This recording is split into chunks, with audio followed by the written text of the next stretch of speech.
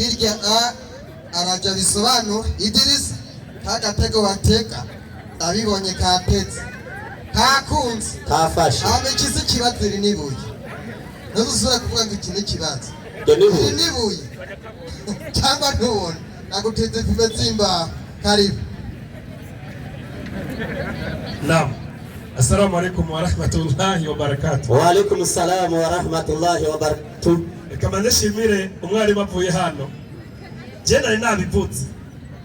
Iyo ukeneye kuba umuhakanyira bigaragaza. Kweli. Kuko utabigaragaje nitwo kumenya. Oya.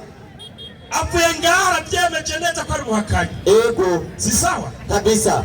Acharavuga ati ejo twebwe twarabibwiye ko Yesu ari iki? Ari Imana. Kabisa. Ati kubera yuko Qur'ani yavuze ko twese dusangiye iki? Imana. Yemwe cyase nabivuze kare.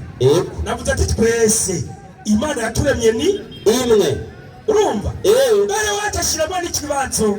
Wonyereka hano Imana yaremye muri Qur'ani katurema twebwe. Qur'ani kane uherera imwe. Qur'ani kane. Hama turabubakanye bwabo buhagaze. Kweli kabisa. Soma inyandiko. Suratul Nisa. Nyarutsa mwarimu. Kandi umurongo wa mbere. Qur'ani kane aya ya mbere havuga ngo iki? Ku izina ry'Imana nyene imbabazi nyene impuhwe. Yego. Aya rero iragira iti yemwe bantu mutinye Imana yabaremye. Mutinye Imana yagize gute? Yabaremye utaremwe n'Imana tuzi kuboko ibakuye mu muntu umwe. Iyo si Qur'ani. Twebwe abantu bose tutinye Imana yaturemye dukuye mu muntu umwe ari we Adamu. Umuntu adakomoka kwa Adamu tuzi urutoki. Iyi ni Imana ya Qur'ani si ya Bibiliya. Twe Imana yaturemye dukuye muri Adamu. Nimutinye Imana yanyu rurema Allah. Tutinye ari Imana rurema Allah. Kubahiriza amabwirizwa yayo. Tunubahiriza amabwirizwa yayo. Kuko yabaremye bakomoye ku muntu umwe. Ari we yaturemye dukomoye mu muntu umwe. Ari we Adamu. Iraheza imurema nk'umukenyezi. Ikimurema nk'umukenyezi wiwe Hawa. Ari we Hawa. Ikibazo cyawe abajesi icyo gamuta. Si cyo bacicaga muta. Ngo twereke Imana irema ngo Eva. Tora ryabuye. Arambwira n'abamukomotse ko ndabamwereke. Muri Qur'ani. Ukugiye muri Bibiliya ntuza kurongera abantu bagwiriye. Bakubwira ngo haremwe Gahini na Abeli. Ubabaje n'abandi bagwiriye bapfuye he? Abanangisha bapfa barasubishwa musimberu. Ngira Gahini na Abeli nibo barongoranye. Ngira barongoranye n'abahungu gusa. Ntabako abagore bapfuye. Ibyo bakutugaruke muri Qur'ani tukwereke.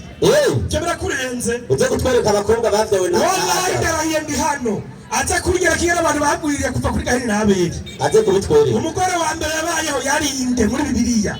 N'ubwango bwomera mu kiganza. Ntangisho bapfa gushaka umusimberu. Ntani yazige. Bakagarukane kwa Islam tumubwire tibuta byari bimeze kunuku. Kweli. Imana ngo hayikugura Qur'ani ngo yaremye iki? Acharavuga mwarimu asoma mu Baroma ngo Yesu yararemye mu Baroma se muri Yohana ngo Yesu ngo yararemye ngo Yesu yagize gute rimwe 10 ngo Yesu ngo yararemye ngo yaramye ibintu byose ndamuraba nabati uyabigera yigoye ikibazo reka nibarize Bibiliya gusubize ku ishure Kolosayi 1:15 igitabo cya Kolosayi ngo Yesu yararemye. Yesu yoremye iki? Nana kanyegeri. Igitabo cya Kolosayi 1:15 murongo w'15 inyandiko igira iti igira ngo iki? Niwe shusho y'Imana itaboneka. Ngo Yesu ngo niwe shusho y'Imana. Umaze kuba ishusho uri pirate. Hariho original. Ngo niwe shusho y'Imana bitaboneka. Iyo ni Bibiliya yanyu. Niwe fura. Ngo niwe fura mu byaremwe byose. Unyumvira akantu ni Bibiliya yabo. Yesu ngo niwe fura mu byaremwe byose. Wumva taremwe none yaremwe nande? Ahubwo nibanza hano ucumbwira yabaye ifura mu baremwe nande? Na Shetani naso Yuda. Yesu yararemwe kweli. Subira mu gitabo usome. Acaragenda mwarimu. Aca muri Qur'ani. Ngo Imana ngo jewe na data ngo turumwe. Ngo none umva ko Yesu ni Imana ngo ari umwe. None ntabwo umva ko ari babiri. Iyi saha ikoranurike. Iyo ni sawa nyamutse.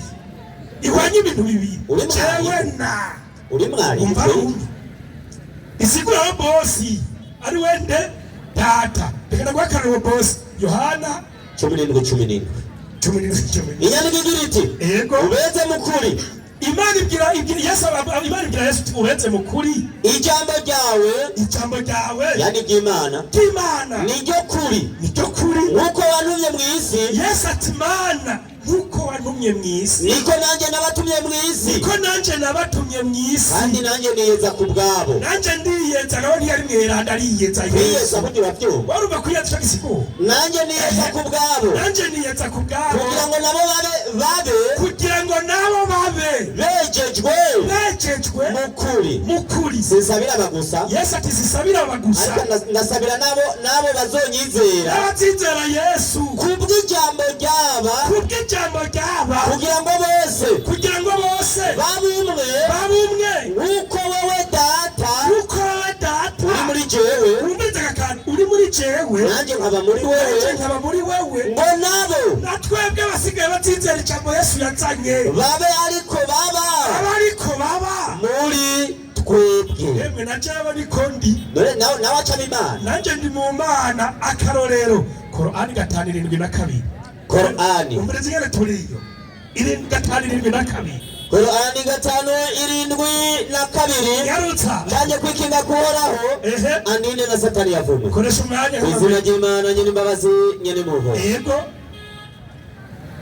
5:72 mwarimu yarutsa aya inasema hivi ivuga ngo iki ni ukuri abavuze ko Imana Allahu mu by'ukuri ariwe Masihi mwene Mariyamu abantu n'ubu bavuze ko Yesu Mesiya mwene Mariya ariwe Mana baramaze kugarariza aba mwaramaze kubagarariza n'abantu kuko Masihi ubwiwe Yesu yabwiye bene Isirayeli ati niyegereze Imana Allahu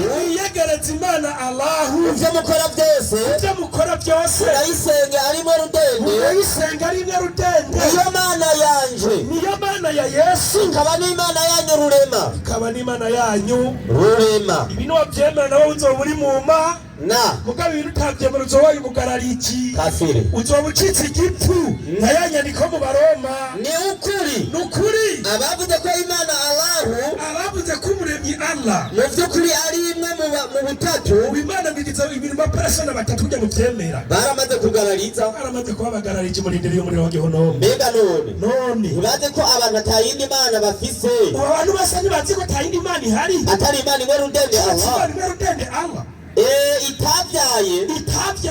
itabyaye Imana ntibyara kandi ntibyagwa irarengeye ibyo Imana n'umuremyi wabyo ntiboteshwa ngo bate nimwoteshwa ngo mutega Joshua mukareka ibyo bintu bakavavanura n'ibyo bavuga ibyo bintu uzazaga ukaremeranya urabona ibuye ryaremwe n'Imana ariko urisenga ucika umupaka ujye ugasenga inyenyeri ucika umupaka kuyishyira ku musigiti n'igisharizo nahatabiri ko turasenga ibyo ari ibisharizo kweli ukianduka bicyubahiro uwo muri Gehinomu kabisa kiza abantu kuri hana kubera unibona kunyenyeri riko uragira kinyanyeri ngo senga inyenyeri abayisiramu tuzoja ukuri tuzoja muri hanze ugasenga inyenyeri ngo mu muriro bijya biriko nk'ibisharizo kubera ko na Bibiliya ivuga ko ari byiza itanguriro rimwe 14 igitabo cy'itanguriro bikandi bisharizo riko nosharizi imeza yawe ushira ku inyenyeri ukwezi mugabo yanzu kabisenga uwo muri Gehinomu rimwe 14 Imana iravuga iti utazanure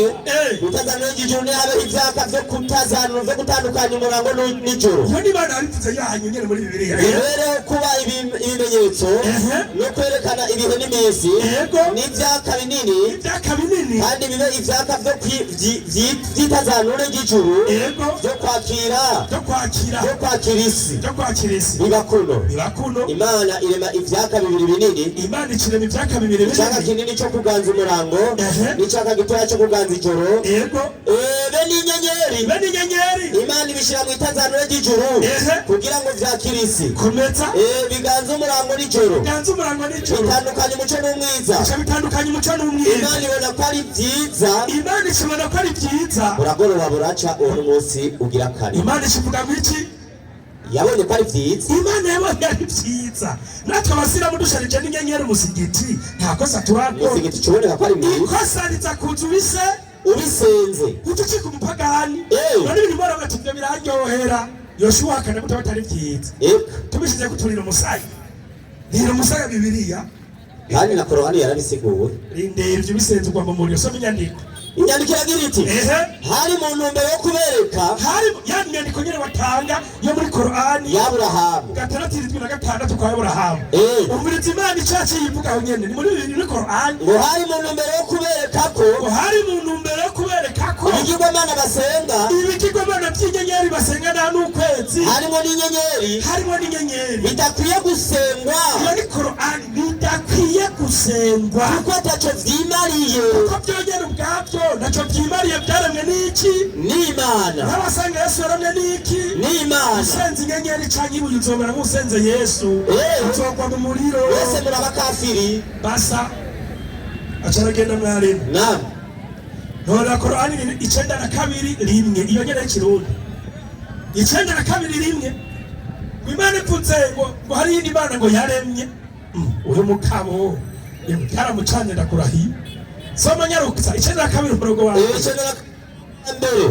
kwizina ry'Imana Allahu kwizina ry'Imana Allahu nyene muhwe kubiremwa nyene imbabazi ku batoni bayo jewe Allah ndarahiye kwijoro iyo ripfutse ibintu vyose kwisi Joshua Allah rivugiyewe jewe Allah ndarahiye Sundi muntu no kumurango iyo hakeye hakabona no kwirema ry'igitsina gabo n'igitsina gore none wumva ko yaramye jewe Allah kongera kagwana Imana ngo yaremye nakabuye namara ndatwega tujyavuga ntabyatsi si sawa turabanda ya mwarimu ataragenda ngo Yesu yarapfuye ja muri Samweli wa mbere 2:6 umugabo urupfu ngo ntigwashatse kumugumizayo umva yaragiyeyo si sawa yaragiyeyo mugabo urupfu ngo biragakora umugumiza soma inyandiko Samweli wa mbere 2:6 nyarutsa inyandikira mubwira iti akana gakumvirize ntari bapfuye akora ko kakuja mu bwenge aramwishura ati niwe munyamamu wa kazi soma neza haragira ati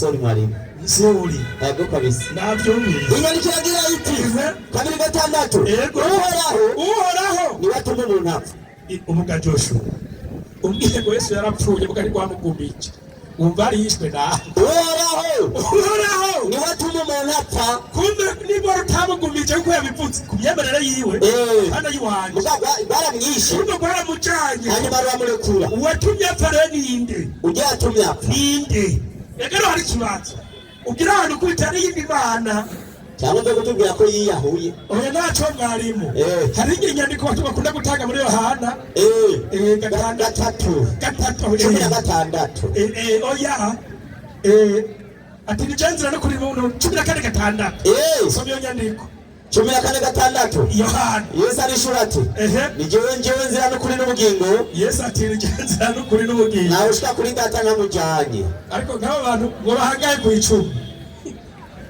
Yesu ati nijewe nzira n'ukuri n'ubugingo nawe ushika kwande kwa data ngo nawe uja kwa bosi ntagize atamujanye none umva Yesu ari bosi eka umva ari bosi n'umusiti ari kuri portail arindira abashitsi arindira abadodora acamutora tutugende bosi ari ngo ndaboke bosi akorera nakujane mu biro nakujane kwa bosi ari mu biro none ugaruka gute gufata umuntu ku muryango ukamwita bosi oya vyagucanze birumvikana gufise ikibazo nako umuntu ubwenge buri kugihe nukuri ntibikunda oya nukuri Yesu ajana abantu ku Mana kuko basi iki si Imana abantu b'Imana reka gutakaza abantu bari ngaho uzobabaza babwiza ukuri wa mugabo tuzoge mw'ijuru binagusha nukuri je ndavuga ndigira kweli acaragenda muri mwarimu aca muri Korani Igiswahili 5:82 urabona Kuna twabwe kuturi mu bemera Mana si wewe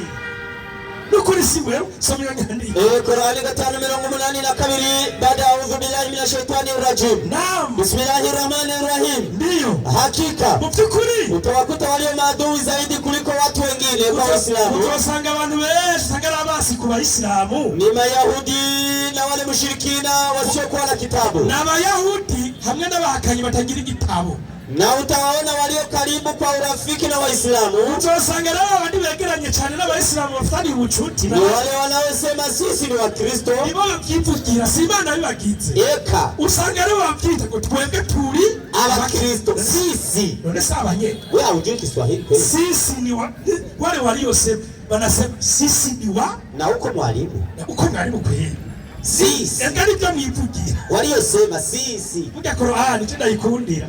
Ikigushirira ku mugaragaro. Na nimwe muvyivugira twebwe turi ni wa Kristo. Nasi ko muvuga. Hayo. Ayo. Ni kwa sababu ni kubera yuko wako miongoni mwao. Harimo muri bo. Wanavyoni. Harimo abamenyi. Batubindire. Naje nkiri umukirisu. Hariya muri NG nigisha n'abafurera bari baciye ubwenge. Zari incabwe. Kuri bari incabwe bakoresheje.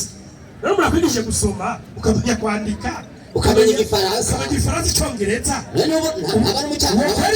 Si incabwengu. Mtu navyemera komeza. Inaendelea. Wanavyoni barimo kabisa na wachao Mungu ngo naburibo harimo abatinya iki Imana. Naje nkiriyo narayitinya kabisa. Na kwa sababu ati mu byukuri wao wa Kristo abo bakristo rero baciye ubwenge muri bo. Kristo wao. Imigwi ibiri ngabo baciye ubwenge bagabuyemo imigwi ibiri. Harimo abacu ubwenge wao wa Kristo hawatakabari iyo nukuri ntibagorana hawatakabari yego hawakujivuna nibageragira ubwishime wakijua haki bamaze kubona ukuri huifuata. Acha bituma ntibere Musiramu ngo nawe abanyabwenge baca bibera Abayisilamu batinya Imana baca bibera Abayisilamu. Mugabo abanyabwenge biharuro n'Igifaransa bigumira hariya barindagira bagaca ngo Imana iri mu butatu kandi bwafise ubwenge. Ari babandi bacitse biyise abanyabwenge bacika iki ije none arinje baca bita abanyabwenge bacika ibipfu ukuri kw'Imana bagukabiki ibinyoma. Hari ababikora kubera inda. None singa abari hari hakurya none. Hari ababikora kubera ibyubahiro. Hari ababikora kubera nyene. Korani rero yavuze ukuri. Abakristo bari bicabwenge. Iyo zibonye ukuri zitera zifata umurongo. Zikaza twaba tuvuga ati ashhadu Allah ilaha illallah. Twigira mu musigiti. Abo rero nibo ncabwenge bavugwa si wewe. Ni ncabwenge zitinya Imana. Bamwe batacitse ibipfu n'abari ngaha bose dushaka mucika ibipfu ni mu bicabwenge muze mwe bari mwe rudende twari mu musigiti aho no muze mu bicabwenge kabisa ariko ari mwagomba mwemera ngo Imana iri mu butatu muze mwacitse ibipfu byavuzwe mu Baroma. Asha ego no kuri acaragenda mwari Waislamu ngo ni wajinga murangiza umuyora makuru we ntangorane nanjye nagusubiriyemo umwisilamu atiga ni mujinga kono kuri none wogenda bagukigira idini ntiwigere wiga si wao ndiyo soza ngo ngaga baratsindiye ngwego wumve utamujinga batumubwira ngo basenga amandazi ngwego ntugasanga umwisilamu ngo Muhammad ni Imana ngo yego ubundi mujinga wera kizi idini wacika umujinga utiratinya kubipo usanga inyenyeri ngwego ngo kwenda banya ku musigiti ngwego ubona umwisilamu mujinga muguru umuntu waciye kuresha ugasoma indini ukiga iby'Imana ntushobora kuvuga ibyo. Asha ikarera hari amashuri itandukaniro ry'umukinga n'umumenyi nuwiza akamenya ibintu ibibi n'ibyiza kabisa. Niba utabyize haba mu Bayisilamu haba mu Bakristo n'abajinga ubwisilamu nuko byigisha ari ikigo gishasha hajya hakugizega bagenda bige nicyo tuba wigiye idini icyambere tugusaba no kwiga utize mujinga ko bimeze acaragenda ngari mbere mirongo yiwe yahetse ega nayimatse korogoshora we yahetse korogoshora kubitutababarira hama rero nibandaniriye biyise abanyabwenge bacika ibipfu ukuri kw'Imana idapfa bagukaba ngo basenge ibishushanyo bisa n'umuntu apfa.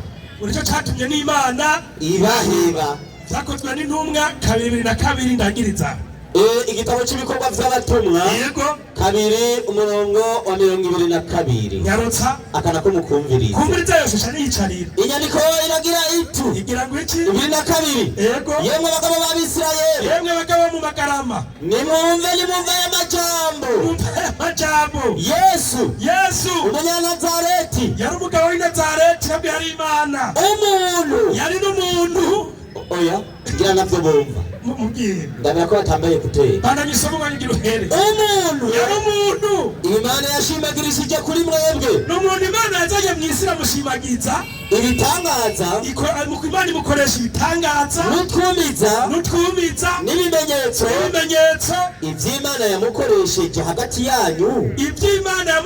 hagati yanyu niwaza hano iyi Imana yamukoresheje ibitangaro n'ibimenyetso yitwa nde mumberetse ko yishura mugwe muhanza amatwi Assalamu alaykum wa alaykum assalam wa rahmatullahi wa barakatuh wa islamu takbir Allahu akbar nuko ibyigwa imeze aramazindi minota yiwe 20 pastor nawe tumongera iyindi 20 twakire mwarimu ego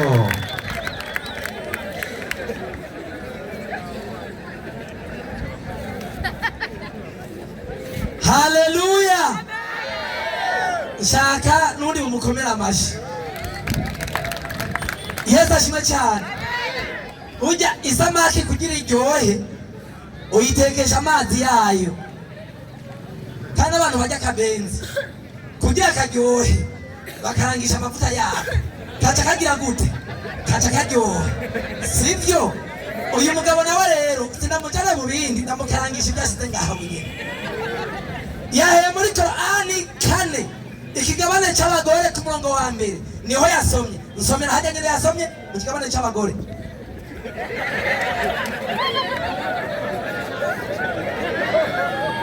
nsomera aho nyene hano rimwe haravuga ngo iki enyi watu yewe mwabantu mwe mcheni Mola wenu nimutinye Imana yanyu ambaye amekuumbeni katika nafsi asili moja nimutinye Imana yanyu yabaremye mu nkomoko imwe gezaho iyo Mana iravuze ngo yemwe mwabantu mwe nimutinye Imana yabaremye iyi Mana iri kiravuga Allah iri kiravuga iyi Mana tubira dutinye yaturemye ni iyihe niri kiravuga ngo dutinye Imana yaturemye iyo Mana dutinye yaturemye ni iyihe Yesu ashimwe cyane amen hari indi Mana iri kiravuga yaturemye twayibonye wikorosa iri bakunda 26 banzo harenge twatakuhaza Yesu nashimwe cyane amen haleluya amen acaragaruka ngurumva rero ngo Imana yabo ngo mbavye ngo Yesu ngo niwe yaremye ngo yango nifura mu baremye wasomye neza wewe reka ndakwigisha gusoma ndi mwarimu hasubiremo Kolosai 1:15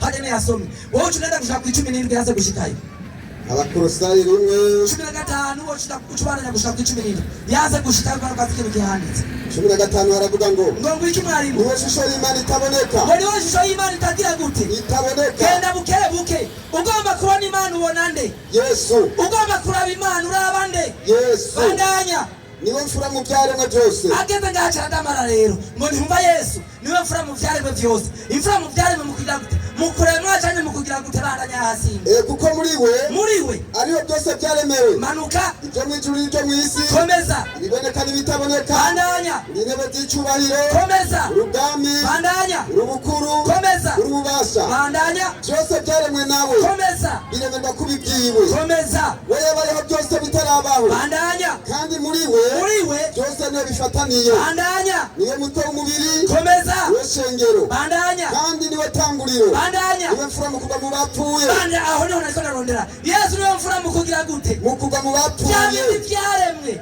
uwo bitangure kuzuka ninde Yesu nukuremwa cyane nukuzuka Yesu ni mfura muri bya byaremwe byose mu kuzuka hasubiremo ntiyahumvise hasubiremo niwe mutwe w'umubiri niwe shengero kandi niwe tanguriro bandanya niwe mfura mu kugira mu kuva mu bapfuye niwe mfura mu kuva mu bapfuye abandi bose baracari mumva nzana ryawe nasika ngaha yaje ariko batanyishuye ikibazo subiza ngaha jana mbajije ikibazo nimba Imana yabo yararemye akaba ariyo yaremye abantu Eva yamukuye hehe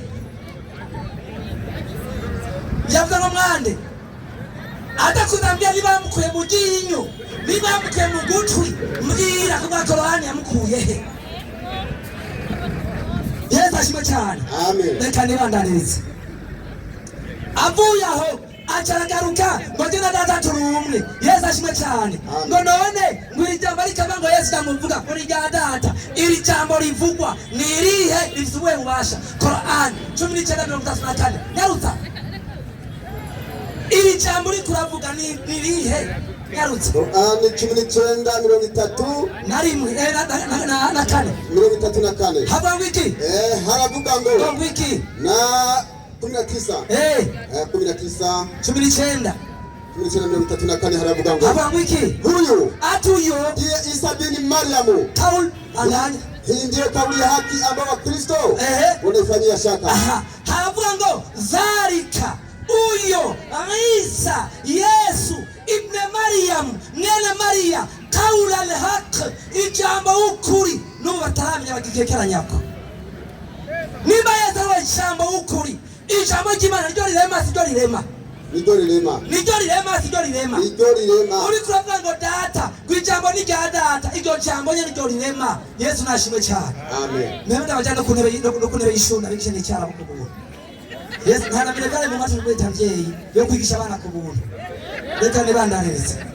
Yesu nashimwe cyane. Amen. Avuye aho acaragaruka agera muri Korani 5:72 hasubiremo 5:72 5:72 haravuga ngo wiki bila shaka wamekufuru wale waliosema Mwenyezi Mungu ni Masihi Isa bin Mariamu. Ageze ngo abantu bavuze ngo Yesu mwene Maria ngo niwe Mana ngo baramaze kugira gute ngo baramaze gucumura. Ninda ariko abivuga ni ya Mana ihakana Yesu. Cyata mu gitabo gihakana Yesu. Abibuzana muri Bibiliya uti abavuga ko Yesu ari Imana baramaze gucumura. Urabe ko nini ugutabira kumenya urako murongo bawurongo. Ikibazo kiracyari ngaha. Kuvuga ngo Imana yararemye ngirema abantu ngo bakwe mu nkomoko imwe. Twereke iyo Mana yaremye hehe. Ku munsi wa mbere yaremye iki? Ku wa kabiri yaremye iki? Ku wa gatatu yaremye iki? Ku wa kane yaremye iki? Ku wa gatanu yaremye iki? Ku wa gatandatu yaremye iki? Zani vyanditswa. Tuzavuga ngo yaremye ku wa kangahe? Iremye ibiki? Yesu nashimwe cyane. Amen. Turacane kumwe gashengero. Tubandanye. Reka tubare zopfa kuvuga birimba ngo igifu naho gize kura mwiziko n'icyumva. Reka tufe kuvuga. Turahane ko hazojya n'urokoka. Haleluya. Amen. Acharagaruka rero. Acharavuga ngo abakristo nibifise kwendagara ko umuntu mfukuri. Nawe ni yawugarutse ko yanavyemeye. Acha mwenye biri ku musigiti ngo nibisharizo. Ariko nibisharizo by'ibigwa Mana. Yesu abisoma muri Korani 6:76 gushaka kuri 7:8 basenga izuba n'ukwezi n'inyenyeri n'umutatu subutatu izuba n'ukwezi n'iki n'inyenyeri umuhagarikizi yakoze atwara ibisharizo murashaka n'umusaraba nawe ni gisharizo. Yesu nashimwe cyane. Amen. Urabe ko babikora. Haleluya. Amen. Areka nibandaniriza nguraho ni batuma umuntu apfa yageze ngurumva nguraho ni batuma umuntu apfa ngo none Yesu yishwe nande Yesu amuzi genda Yohana 10:18 Yohana 10:18 nyarutse 10:18 haravuga ngo Yesu yishwe nande nyarutse nta numwe abunyaka hera ku 17 igituma data nkunda nuko ndakura ubugingo bwanjye. Yesu niware kuri iki ubugingo bwanjye Yesu niware kuri iki ubugingo bwanjye gomete nsubire kubwabira agasubira kagira gute kubwabira cyagiye babako yapfuye niwe yabure ku Yesu yabure ku afsubaje gukongera kubugira gute nta numwe abunyaka nta numwe agira gute abunyaka nta numwe agira gute abunyaka bandanya kuko mburekura kubwanjye Yesu ubugingo burekura kubwiwe Fise n'ububasha bwo gusubira kubwabira bwo gusubira kugira gute kubwabira ababuze ubwo bubasha bwo gusubira kwakira ubugingo n'ubu baracari kuzimu murabazi siko ndabavuga amazina ko batigeze baronka ubushobozi bwo gusubira kwakira ubuzima ariko Yesu afite ububasha bwo kurekura akongera akabwakira kandi umuswa mwizera afite ububasha gusubira kubw'ubugingo budashira. Yesu nashimwe cyane. Haleluya. Abarundi bavuze gushikira umugabo adakomeye mugakubitirwa hamwe. Reka nibandanirize. Yesu ashimwe cyane. Acaragaruka aravuga ngo Imana yapfuye Imana yariye hamwe no kwishura avuga ko ntazi kuvuga neza tora Qur'ani tafsiri Juma Mayunga 7:54 nyarutse muzona ko murongo nyarutse 7:54 havuga ngo iki muzona ko murongo musibo y'umurongo haravuga ngo wiki wanasema baravuga ngo wakati mmoja macho ya Mwenyezi Mungu yalikuwa yanauma igihe kimwe amaso y'Imana y'Abayisilamu yaragize gute yaragwaye amaso y'Imana yabo yaragize gute yaragwaye ubisomye muri Bibiliya muri Korowani ubisomye muri Bibiliya muri Korowani Imana y'Abisirayeli yagwaye iki amaso bandanya na malaika walikwenda kumuona abamarika bagenda kugira gute kumuona abamarika bagiye kwa Imana igize gute igwaye amaso mu mico y'ikirundi igiye kwa umuntu agaye mu bitaro twariki ugende mugemurira itwaje mugemurira iki twaja iyo Mana abamarika bagiye kureba bayigwariye barayishiriye utwiga barayishiriye utwiga nuko kunywa bandanya na kwamba Mwenyezi Mungu alitoka na machozi kwa ajili ya mafuriko na binugu. Amaso y'Imana yabo yarakoreye amaso bibye kuvyabaye kuri Nowa yarakoreye mari ya Imana yabo yarari bandanya mpaka macho yake yakawa mekundu kushika amaso agira gute atukura kushika amaso agira gute atukura Imana yarakoye amaso agatukura izopfa nizopfa shaka ni yahaguruka amakarongo kamwe ati Imana yaravuye mu bitaro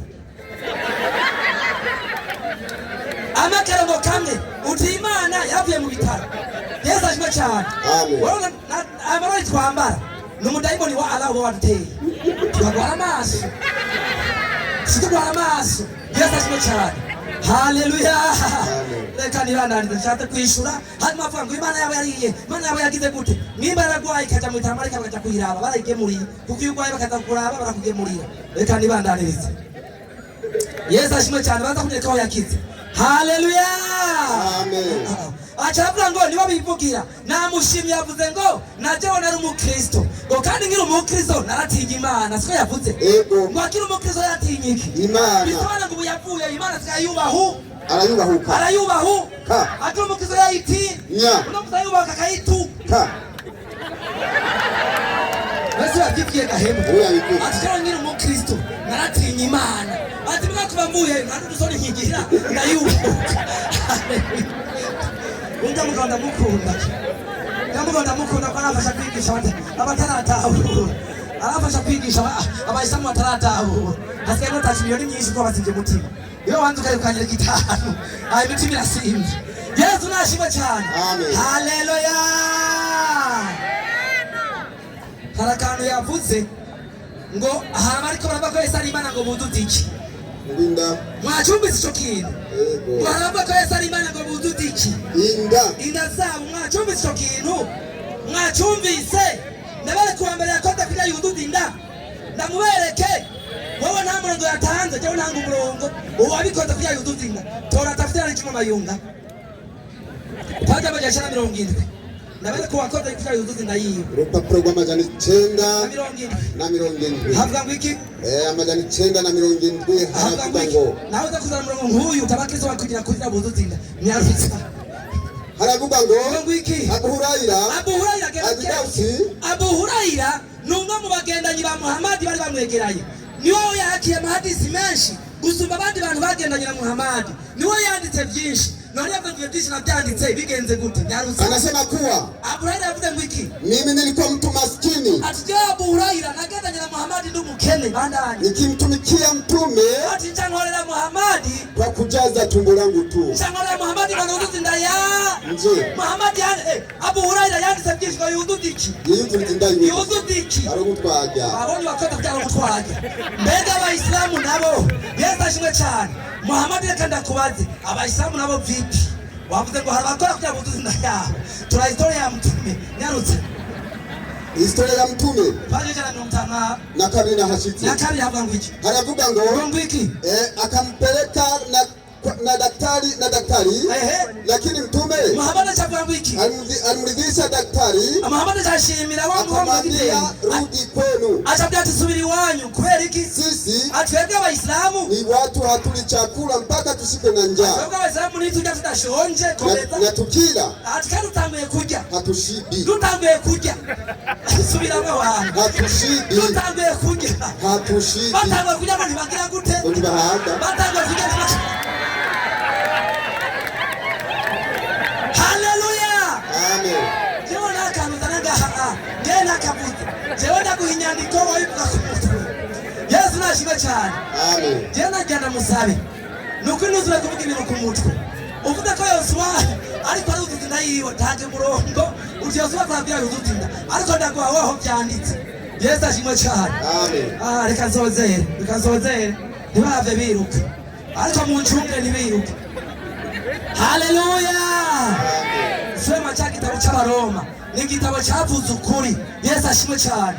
Cyavuze ko Imana yabaretse bagakora ibiteye isoni. Ivyo biteye isoni no mwicurazo bijyanayo. Mbega abo ni bande ivyo bakora nibiki? Genda hariya usome igitabo Sahih al-Bukhari. No igitabo Sahih al-Bukhari paja majani 938 hadithi ngiyumvira amajani 786 mu Gifaransa. Iringaho nyine imbere yanyu. Sahih al-Bukhari.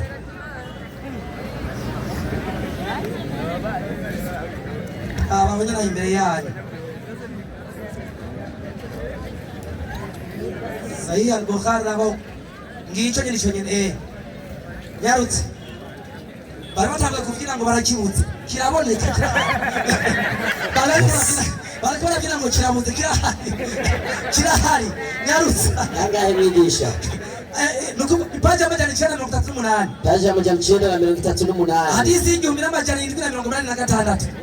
Paji y'amajana 938 hadisi y'igihumbi n'amajana 786 avuga ngo ibiteye isoni Imana yabaretse ngo bakore nibikinyarutsa. Abdullah ibn Qais yavuze ngo iki? rapporta yavuze ngo iki? le messager d'Allah dit ati Muhammad yavuze ngo iki? dans le paradis ati mwijuru il y a une tente faite de perles creuses de 60 000 de largeur. ati mwijuru y'Abayisilamu hari mwihema bipima metero 60 z'ubwaguke rimeze gutyo hema. Dans chaque coin ati mwisonda ry'iryo hema il y a des femmes hari abagore qui ne voient pas celles qui sont dans les autres coins. kandi abo bagore ntibashobora kuraba ngo babone abandi muri isonda. Ni hadisi ya Muhammad. Les croyants rendront visite et jouiront d'elle. ati Abayisilamu bazaragenda binezereza kuri abo bagore iyo bicaye mwajya hema. Bantu gezaho ni biteye isoni zibiteye isoni. Ibyo bintu birateye isoni. Sabiri mwijuru mwijuru ryabo. Gabo. Cyangwa mu Baroma havuze ngo Yesu ashimwe cyane. Abaroma havuze ngo Imana yarabahevye ngo babone bakora ibiteye isoni. Abaroma havuze ukuri. Yesu nashimwe cyane. Haleluya. Sema titatu. Reka nsoze. Yesu ashimwe cyane. Amen. Harakandi kantu ntongera ndavutse. Haleluya. Amen. Reka nivugira Imana. Izo zari Imana kandatireke. Tora Yesaya 35 umurongo wa 3 gushaka umurongo wa 4. Nivugira Imana. Yesaya 35. Ndeke ibyo biteye isoni. Yesaya 35. Gatatu gushaka kuri 4. Gatatu gushika kuri 4. Yego. Gatanu haravuga ngo Havuga ngo iki? ku murongo wa 4 mwigisha ngo iki? mubwire abahagaritse imitima ngo iki? mutirema bandanya naco mutinya komeza raba Imana yanyu izozanana n'uguhora. Imana izozanana n'uguhora. Komeza niko kwitura ku Imana bandanya izoza irakize. Imana izozigire gute? Irakize. Komeza niho impumyi izogira gute? zizohumuka. Izogira gute? zizohumuka. bandanya n'ibipfamatwi izogira gute? bizoziburwa. Komeza ico gihe ucumbagira azogira gute? azosimba nk'imbogo. Imana niyaza imuga bizokira ntibizokira. Bizokira. Impumyi zizobona ntizizobona. Zizobona. Imana yaraje mu mizirabona cyangwa niyaje Matayo 11:2. Matayo 11:2. Havuga ngo iki? Matayo 11:2. Havuga ngo iki? 11:2. Yego. Nyarutsa.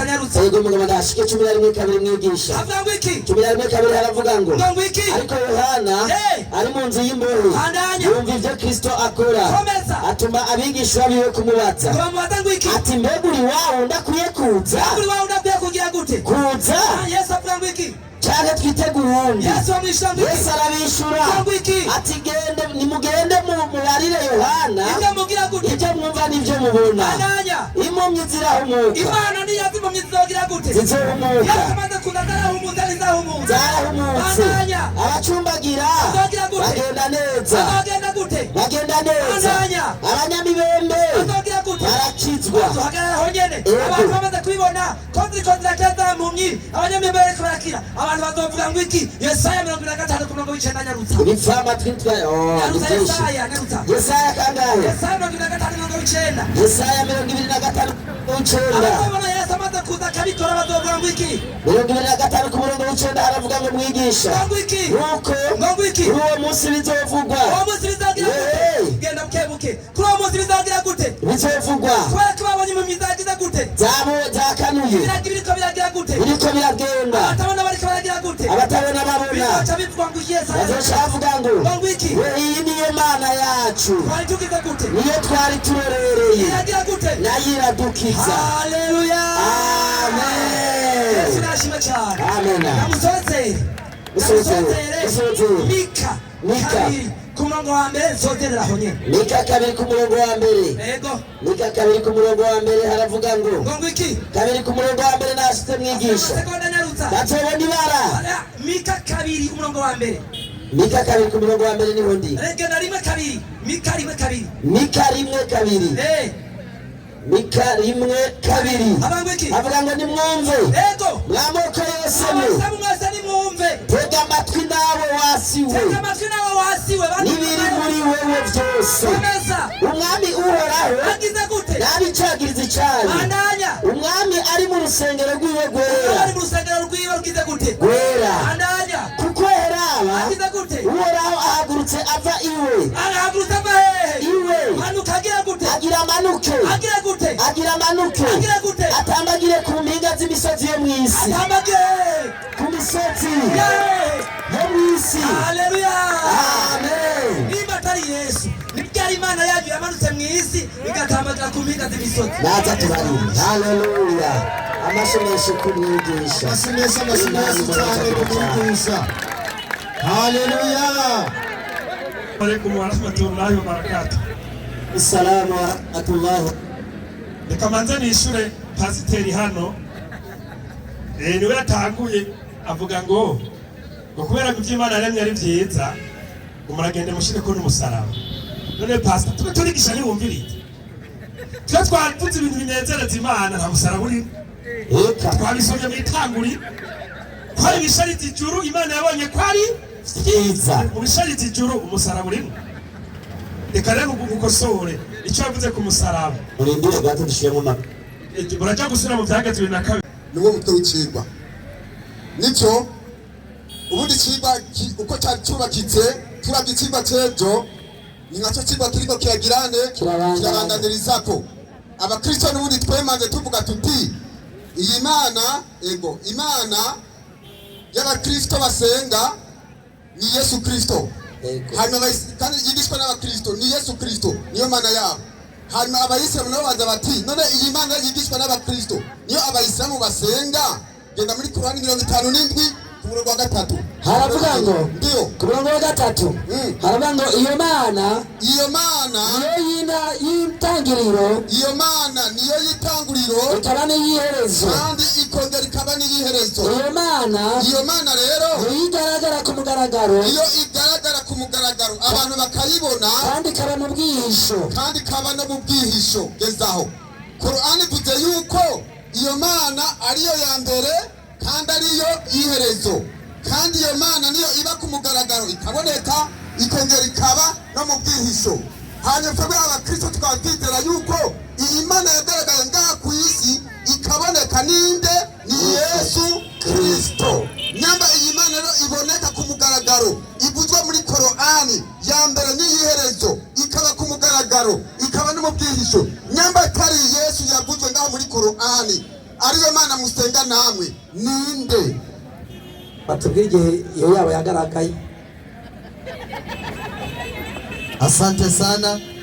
Kibazo ciwe cyumvikanye ati none se iyo mana abayisilamu basenga niba atari Yesu Kristo ninde? Kibazo ciza cyane baze bakwishura uko yatahuritse mari mu idirisa. Urawe ikaze ku minota yawe 7 musobanurire tise none iyo mana atari Yesu ninde? Akeneye kumenya iyo mana kuvuga wewe Imana ni Yesu uyimubwire iyo mana yabonetse ngo ninde ikabacece yagaragaye.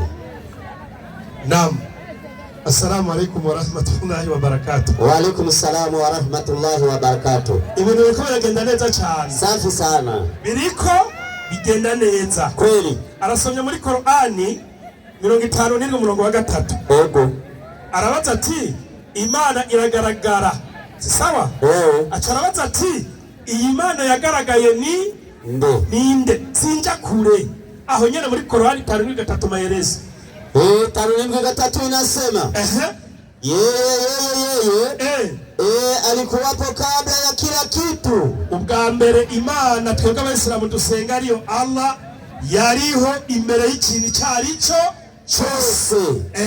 Na atabaki baada ya kutoweka kila kitu. Ibintu byose bizoba byakuweho izoguma ihari. Yeye ndiye aliye dhahiri.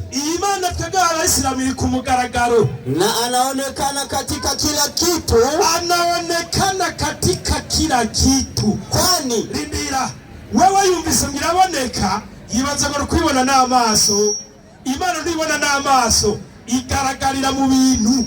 Kwani kila kitu ni ishara yake. Ikintu cyose uri kubonesha amaso ahantu hagaze ni ikimenyetso cy'Imana baba bayibonye. Allahu akbar. Wewe yarazi ngo ni Imana batemberanye n'abantu basangira imikate, bayihereza imikate ishonje, bayikubita amakofe sijya. Imana rushobora kubona n'amaso, uyibonera mu bintu niyo yagaragaye. Safi sana. Atagomba kuyumvira ngo niyanyandiko byashwe Yohana. Ngo jewe ndi Alpha na Omega. Ngo ndi itango n'iherezo. Niyo ndagukosora ibyashwe Yohana 1:8. Ibyashwe Yohana 1:8. Jewe ndi Alpha na Omega. Uwo ni Yesu ngo jewe ndi Alpha na Omega. Ni kumwami Imana. Uwo ni Yesu. Eka. Ni wari Yesu. Eka. Ni kumwami Imana. Ni kumwami Imana igize. Ni kumwami Imana iriho kandi yamyeho kandi giritse ishobora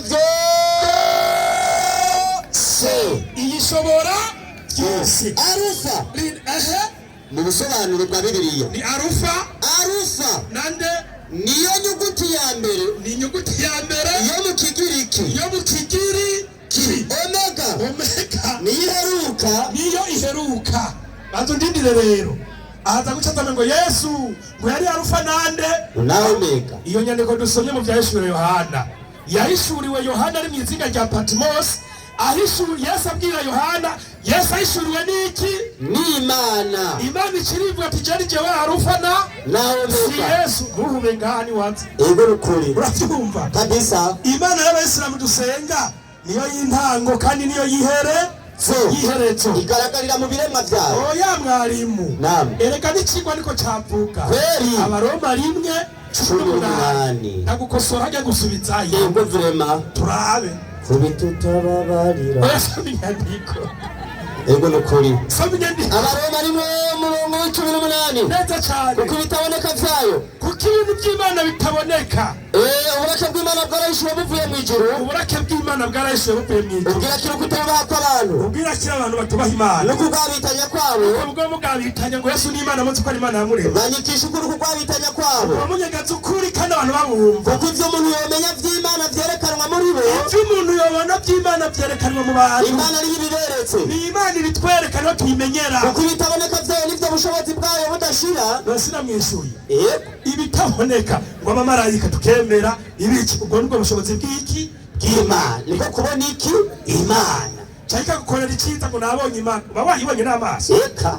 Yagukorera igitangaro urameze neza. Imana yanyibutse. Tuyibonera mu bimenyetso. Andanya. Inaendelea. Yego. Kuko bitaboneka vyayo nivyo bushobozi bwayo budashira n'ubumana bwayo.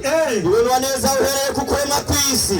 Bimenyekanishwa n'ivyaremye. Komeza. Kugira ngo uragira ico bireguza. Mwenda asigura nimwe muzoronka mutanga ku musimbe. Kuko bamenye bayubaha nk'Imana. Aba baramenye Imana ntibigeze bayubaha nk'Imana. Bayishime. No kuyishima nimuyishime. Ariko bacitse abiyumvira ivy'ubusa. Aho gushima Imana ngo Yesu ashimwe. Banzo rindeye mwarimu. Yesu ashimwe. Ashimwe. Yesu tepo. Yohana 5:1. Yesu ashimwe. Yesu ashimwe. agushimira Imana amushimira Yesu. Yesu arababwira ati hagira hati singomba gushimwa n'abantu. Oya bagira n'ibiti. Ndabira ko ari bene. Yesu ati singomba gushimwa n'abantu. Tubenzi. Siko yavuze cyo. Ego. Usoni ko yavuze. Nitwa tufise ibyaha. Yesu ati Yesu ngomba gushimwa n'abantu. Bandanya mwarimu. Ariko webwe ndabazi yuko mutagira urukundo rw'Imana mu mitima yanyu. Kuza ngo Yesu ashimwe mugaheba Imana nta rukundo rw'Imana mugira. Mu mitima yanyu. Mu mitima yanyu nta ruriyo. Mu mitima yanyu nta birimo. Banza gushima Imana. Imana ishimwe. Paka ngo Yesu ashimwe. Bandanya mwarimu maroho. Mwibarindagi. Nakazi kaje. Harabandanya. Wiki. Kuko bamenye Imana ntibayoboye nk'Imana ntibayishime. Imana ntabwo mushaka kwishima mwebwe. Ariko bacitse biyumvira iby'ubusa. Aba bacitse biyumvira iby'ubusa. Imitima yabo y'imburabwenge icura umwiza. Imitima yanyu y'imburabwenge icura umwiza. Yigize abanyabwenge bacika ibipfu. Nyibaza ngo muri abanyabwenge Bibiliya ati muri bipfu. Icyubahiro cy'Imana idapfa. Baragikaba. Matayo. Ngo basenga ibishushanyo bisa n'umuntu arapfa. Matayo. Twagiye. Kangahe? Naho mvutse nawe wahumvise. Uragusenga we Yesu. Nahumvise. Wakazayo. Igereza hano harimo. Inyandiko iragira iti. Igira gwiki. Mwandyaryamme. Oyobwira umurongo. Ni Matayo 15:7. Yesu wumvirizo. Cyane se kuva ko baba wirengagiza. Mwandyaryamme. Imwe zibiri zitatu zine zitanu. Baganye he? Harimo n'indyarya-kazi. Mwandyaryamme. Yesaya yavuze neza ibyavugishwa n'Imana kuri mwebwe. Avuga gwiki. Ataba abana banyu barisha iminwa yabo. Wowe umva ku munwa wagira ngo mwemera. Ariko imitima yabo iri kure yanjye. Wagira ngo mwemera Yesu. Bansengera ubusa. Umva bahaye angahe? 0 sisa. Kuko inyigisho bigishwa ari byagezwe n'abantu. Ku byagezwe n'abantu Yesu ni Imana. Ariko byagezwe n'Imana, Imana iguma ari Imana umushobora byose. Akaze kanyu mwanjyajyame kumbura mu bireke. Assalamu alaikum. Wa alaikum assalam wa rahmatullahi wa barakatuh. Waislamu takbir. Allahu akbar. Bimeze neza cyane. Nagaruka iminota 5 rero avuga ko yishuwe. Reka duhagurutse uwabajije ikibazo avuga ko yishuwe cyangwa atishuwe. Kaze minota yawe 5. Abacamanza bari ngaha bariko barumviriza udutelefone turiko turafata amajwi. Aha wihenze ntiwishure burya baragukurikirana no muhira bazoguma bagukurikirana. Kazi murakoze. Kunyandiko aherejeko aremeje neza ko Yesu ari Imana mu butamenya. Muti gute? Avuga ati abantu bansengera ubusa ariko imitima yabo iri kure. Mikrofone ntivuga. Aba bantu bansengera ubusa ariko imitima yabo iri kure yanje. Kuvuga ababivuga ku minwa gusa ariko mu mitima nta biriyo. Isigura yuko hari abamusenga mu bujyaja n'abamusenga mu kuri. Ibi nabyo rero ni nabyo Qur'ani ivuga 29:3 genda kuzigura kubera umwana. Haravuga ngo Mwenyezi Mungu Imana hatosheki na imani ya mdomo tu. Imana nishobora kubunga n'amashime cyangwa no kwitera ko ku munwa gusa. Niko Yesu yari karagirane aravuga aba bantu bampayagiza ku minwa gusa ariko mu mitima yabo ntabiriyo. Ariko Qur'ani gizana ivuze kubw'ibyo Yesu n'Imana ntari kubyemera ko musenga ku minwa gusa bitari mu mitima. Aho wahejeje kandi wakoze. Hanyuma ikindi bandi kibazo n'abakike n'abadize muri Korani 57 ku murongo wa 3 aho Korani yavuze iti iyo Mana ni ya mbere kandi ni yiherezo. Hanyuma iyo Mana niyo iba ku mugaragaro hanyuma ikaboneka ikongera ikaba no mu byihisho abanyagirene ntibayibone. Nsande bazi kibazo twemera yuko twebwe nk'abakristo Imana yacu ari inde? Yesu. Kandi niwe yaje ngaha ku isi aragaragara araboneka. Ncandavuga ni rero ko mwavuze yuko ikibazo kivuga kiti mbega Imana yigishwa n'abakristo nk'abayisilamu maze kubona yuko imana igaragara muri Korani cyangwa batani mbega iyi imana igaragara muri Korani ariyo yigishwa n'abakristo yagaragaye nyabatari Yesu ninde ucuvuga ngo imana ngo nishobora kuboneka ngo ariko ngo nkiye gukora ibintu uvuga uti imana yagizene yabonetse cyane yagaragaye ariko ku mvugo yawe ugomba kwerekana ko imana itagirane itaboneka.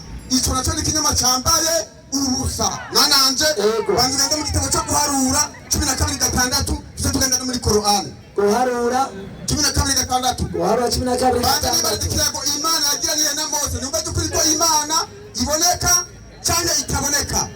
haravuga ngo iki arabarira ati nimwumve amajambo yanje asangwa muri mwebwe harumvugisha jewe uhoraho nzomwimenyekanishiza mwiyerekwa mvugane nawe mu nzozi ariko umusavyi wanje Mose siko bimeze ayoboka mu rugo rwanje rwose uyo we twama twivuganira kanwa n'akandi nsoboye ntapfinze kandi ishusho yanje jewe uhoraho arayibona.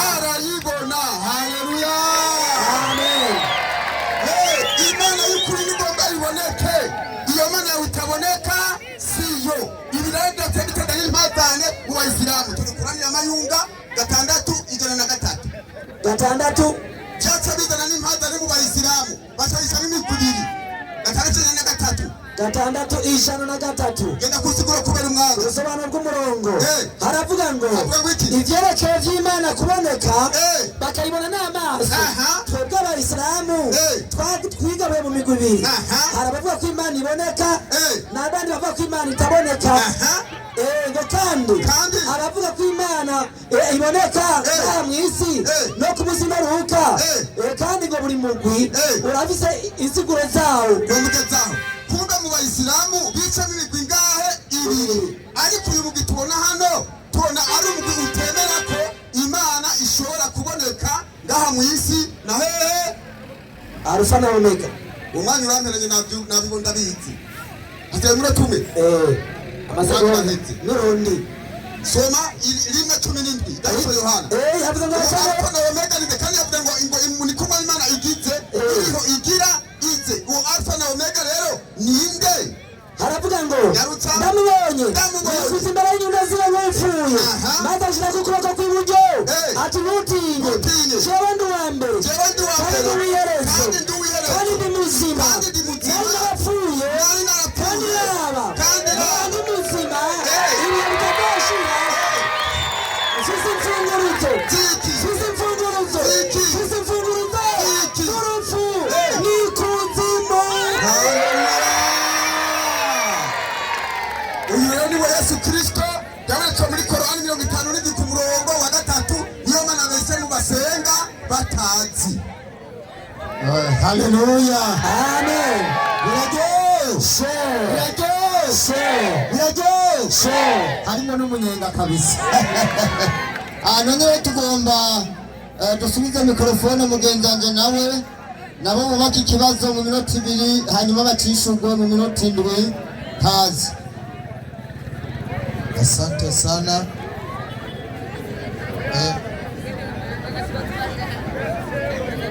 Afise iminota 3 kubera ko barimo yarahari yarengeje kandi ntabwo tari kumuhagarika kubera ikibazo cyane ngomba ko ikibazo kibanza kigatahurika.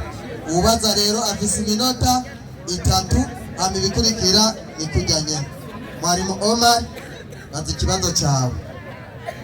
Naam, salamu alaykum wa rahmatullahi wa barakatuh. Wa alaykum assalam wa rahmatullahi wa barakatuh. Tutarambiranye iminota 2 ni myinshi ku kibazo ngirambaze mfite ubwo bucafu. Timoteyo wa mbere 6:16 avuze ngo uko Imana iboneka.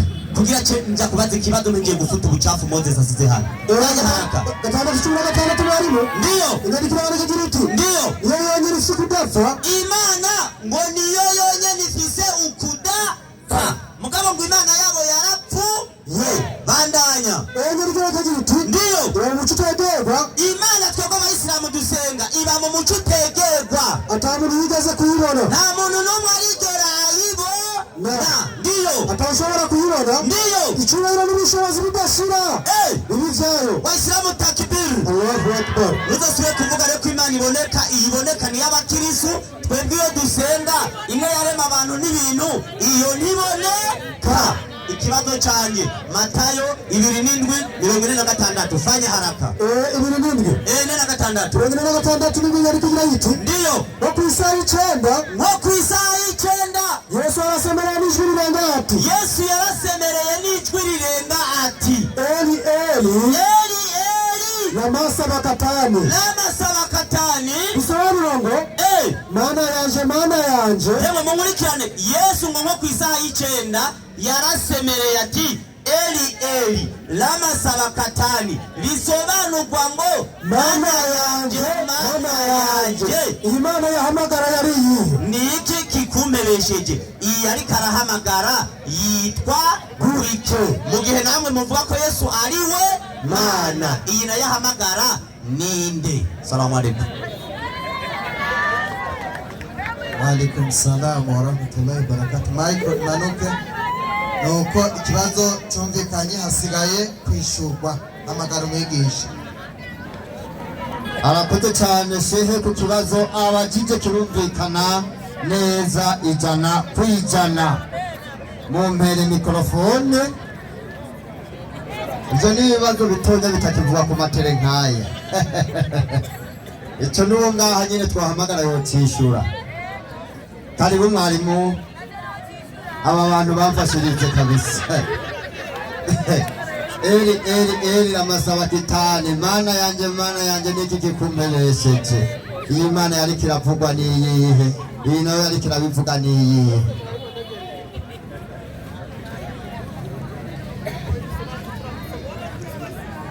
Murakoze. Ikigwa ndabonye ko gitahuritse. Muti gute? Aratwemereye nawe nyene burya ko Yesu arinde ari Imana. Iyo ni pointi ya mbere. Ikigira kabiri asigaranye akeneye kumenya none ko muvuga ko Yesu ari Imana, ko tubonaga ku musaraba yavuga ati Eli lama sabakitani, bisigura ngo mana yanje niki kigitene kikumbebesheje. Agageza kubikora Imana zingahe ziri bitogagitene byamucanze. Ariko imbere yuko nishura ikibazo kuko ari kibazo gito, reka mbanze mpere aho yatanguriye imbere yuko abadayi ikibazo. Yege muri Timoteyo akavuga ati ngo iyo mana yonyine niyo ifise kutagirane ukudapfa. Siko yavuze uko ariko ngo Imana ngo ntigirane idapfa, Imana ntigirane nipfa. Yesu nakaba yagizene yarapfuye. Abayisa muwemeranya niyo migisha bye ngaha ko Yesu yapfuye ntabe Imana amaboko hejuru.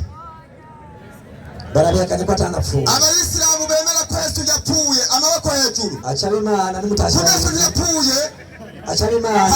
Udapfa nawe ninde? Ni Imana. Kuba batwemera ko Yesu arinde. Ari Imana.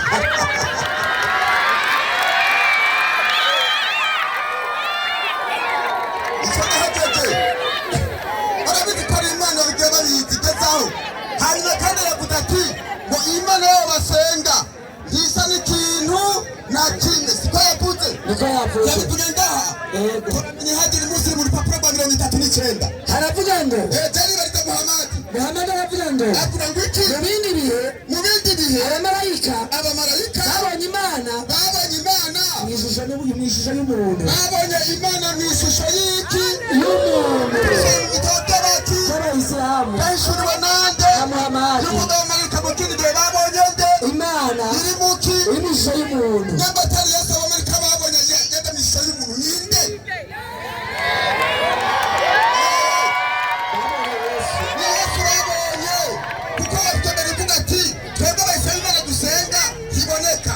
Ariko Muhammad akavuga ati ikindi gihe kimwe abamarayika babona Imana iri mu ishusho y'umuntu. Ubona yaboneka mu ishusho y'umuntu ari Imana ninde? Ni Yesu. None ngaho ikibazo mufite ni giki?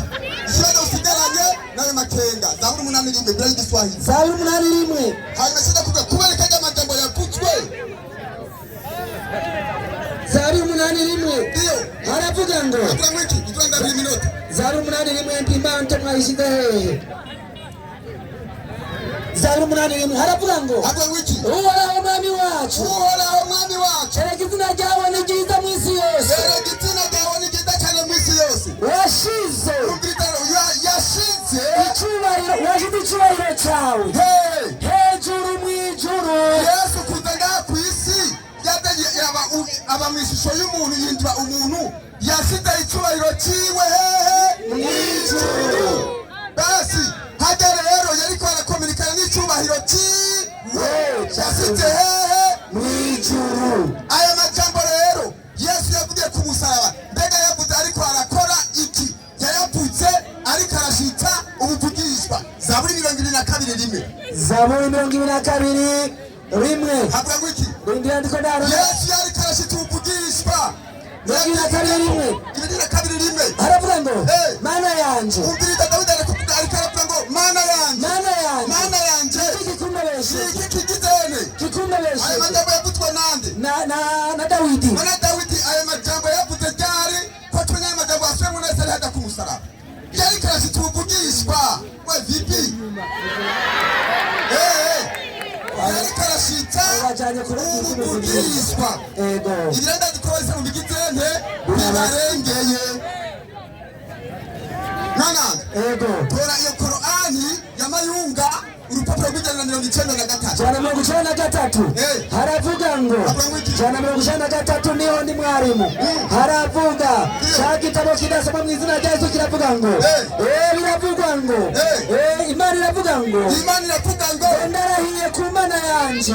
Qur'ani rikiravuga ngo Imana iravuze ngo ndarahiye ku Mana yanje. Niwata uza kutubwira iyi Mana iriko ararikavuga ati ndarahiye ku Mana yanje. Iyi Mana yanyu Allah iriko irara ku Mana yayo ni iyihe? Baraza kutubwira niba atari kutubarira subiramo intego subiramo batumve. Allah yaravuze ngo iki? ndarahiye ku Mana yanje. Kumbe Allah afisende Imana yiwe. Wenda kutubwira iyi Mana y'Imana yanyu ninde? Niba atari Yesu. Imana y'Imana yanyu ninde? Icyo gice mutazi.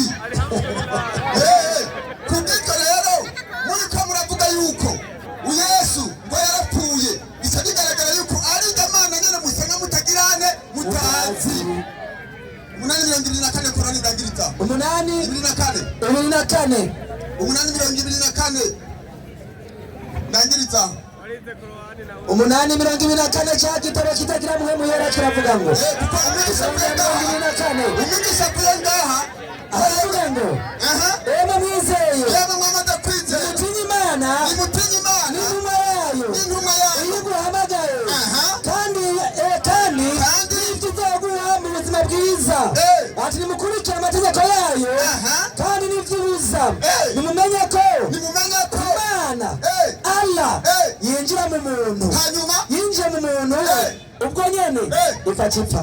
Uraga kutubwira rero baba Imana yinjiye mu muntu yaciye ipfa sana. Ndoba ari Yesu yapfuye muri ko muratwigisha.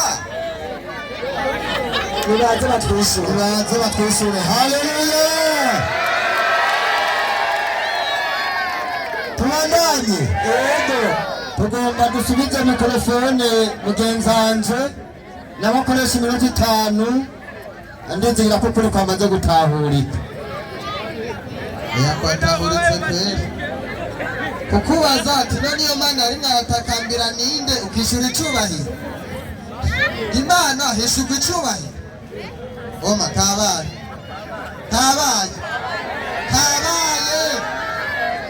Waislamu takbir. Allahu akbar. Je nabonye ko ashatse kuntakariza umwanya kubera umubajije amateka yishura amateke. Ibintu arangirije ko nakamara maza. Umumarayika abwiye Muhammad ati Imana yaravuze ati ndarahiye. No umumarayika ariko arabwira nde Muhammad. Ivyo twara abantu baramaze kubitahura ivyo nta ngorane n'imwe. Ariko rero ikibazo na muhakike.